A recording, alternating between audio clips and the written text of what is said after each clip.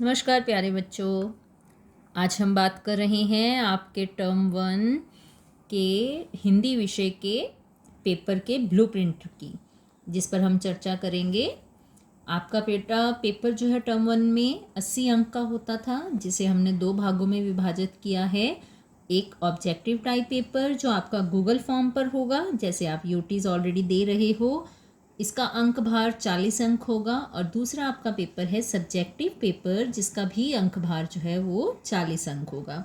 सबसे पहले हम जो आपका ऑब्जेक्टिव टाइप पेपर है 40 अंक का, जो गूगल फॉर्म पर होगा, उसकी बात करते हैं। इसमें बेटा आपका अपठित बोध अर्थात अपठित गद्यांश जो है वो 5 अंक का होगा। एक एक अंक के आपसे 5 प्रश्न जो हैं वो पूछे जाएंगे। उसका अंक भार कुल जो है वो 5 होगा। अपठित बोध जो है वो कहानी के रूप में भी हो सकता है, किसी अनुच्छेद के रूप में भी हो सकता है, या किसी मूल्य पर कहानी के रूप में या संदेश के रूप में भी आपसे पूछे जा सकते हैं प्रश्न। दूसरा भाग है बेटा आपका साहित्य अर्थात आपका जो ज्ञान सागर के जो पाठ हैं उनका अंक भार है 10 अंक। और आपके पाठों में से किसी भी पाठ में से एक पठित गद्यांश या पठित काव्यांश के रूप में जो है वो प्रश्न पूछे जाएंगे, जो अप्रोक्ष जो है प्रोक्ष रूप में नहीं होंगे, बल्कि आपको उनमें से पूछा जाएगा। प्रोक्ष रूप से ही उनमें से प्रश्न पूछे जाएंगे, जो जीवन मूल्य पर हो सकते हैं, प्रयोगात्मक प्रश्न जो हैं वो हो सकते हैं। तो इस रूप में आपसे 5-5 प्रश्न जो है अर्थात 10 प्रश्न एक एक अंक के जो है वो आपसे पूछे जाएंगे, और इनका कुल अंक भार जो है वो 10 अंक है। उसके बाद हम बात करते हैं बेटा व्याकरण की। व्याकरण की आपका जो इसमें अंक भार है वो 25 अंक है, जो पूरा का पूरा आपका जो अभ्यास सागर आपकी पुस्तक है उस पर आधारित होगा।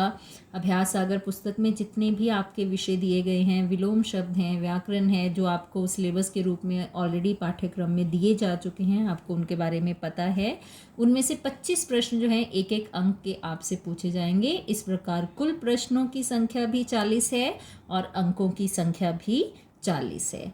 ये बात हुई बेटा आपके ऑब्जेक्टिव टाइप पेपर की।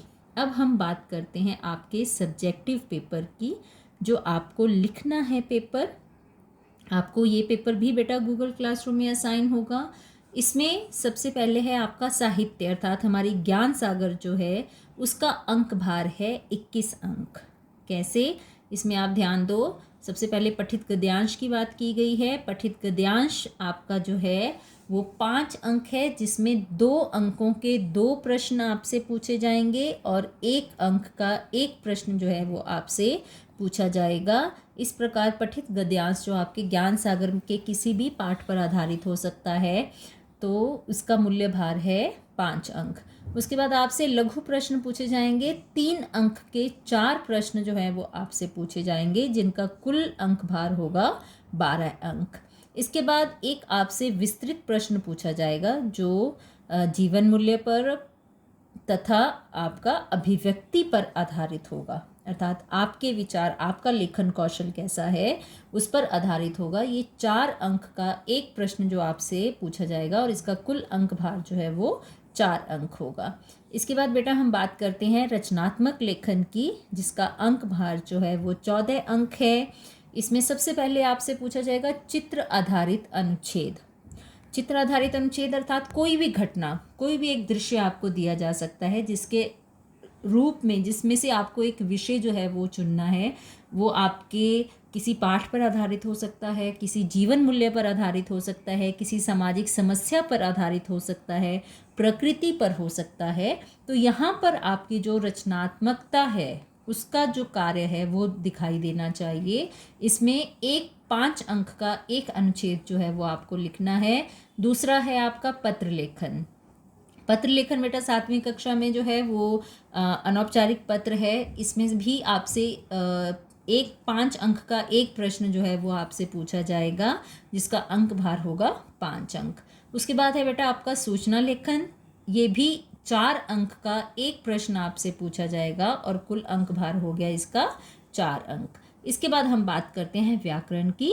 व्याकरण का सब्जेक्टिव में अंक भार कम है। इसमें 5 अंक हमने व्याकरण को दिए हैं, जो केवल लिखने के लिए ही है।